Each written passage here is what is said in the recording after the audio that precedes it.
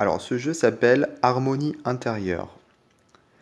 Donc, il est écrit que c'est un puissant outil favorisant l'éveil de la conscience. Donc, on est encore sur un jeu de développement personnel. Alors, je dis encore parce que dernièrement, j'en ai posté pas mal.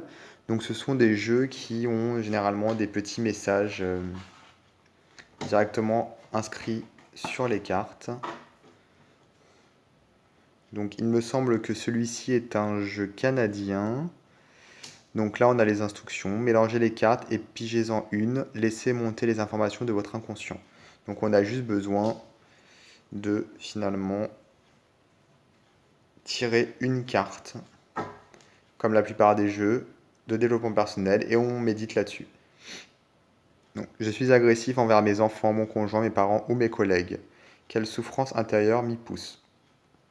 Bon, je trouve ça un petit peu extrême, parce qu'il y a des gens qui sont pas agressifs du tout. Donc je pense que s'ils tirent ça, ils vont pas trop comprendre. Mais bon, maintenant que je connais mieux, je fais mieux. Ces paroles méchantes que je me répète, est-ce que je les dirais à un ami? Bon, c'est fait. Quelle leçon puis-je tirer de cette expérience? Donc on a comme ça des messages positifs, juste, et puis d'autres messages où il y a carrément des questionnements, hein. J'exige le respect, je m'interroge. Est-ce que je me respecte? Est-ce que je respecte les autres?